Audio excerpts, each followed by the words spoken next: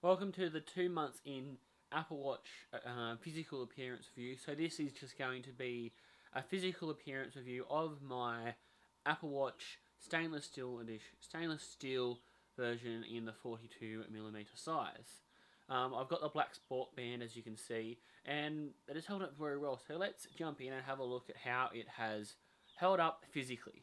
So the Apple Watch overall has been an awesome device, but it has held up pretty well physically with the stainless steel version.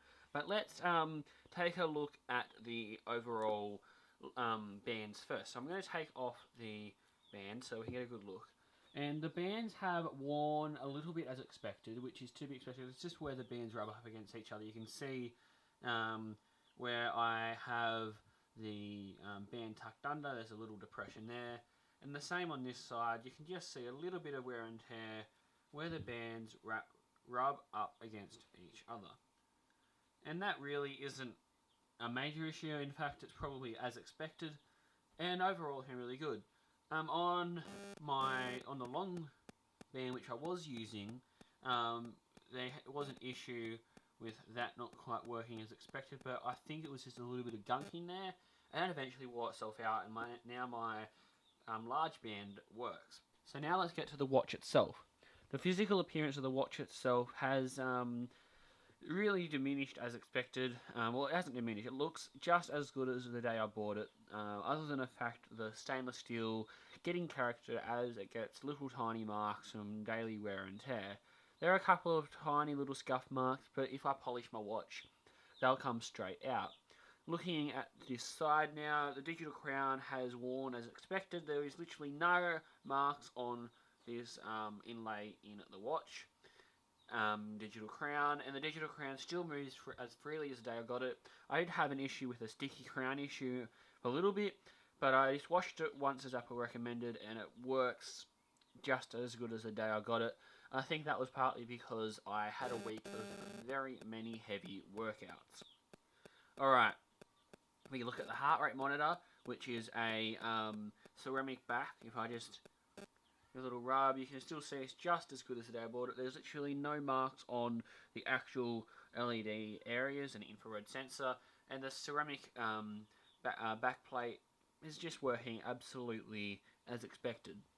The ceramic back on this has performed as expected. There's no scratches as ceramic, and there's literally no wear and tear that you can really see on the ceramic. When it comes to where the bands go, both mechanisms are still working perfectly. You can see the the diagnostic door just in there. I might zoom in and give you guys a really good look at it. If you look carefully, you can see the hole on one side for the door to come off eventually when perhaps some smarter bands are brought out by Apple. The sapphire screen has operated just as you would expect. Absolutely perfect. No marks on it. It does have poor low light, poor high glare performance, but I don't really notice that in most use cases, and it just tends to look just as you would expect. All in all, the watch has performed extremely well, and we'll finish off by sliding the two band bits back into their assigned positions. The holes on the bottom and the mechanism on the top. And as seen previously, the band just pops into your preferred position. That's nice there. We slide that in. And there we go.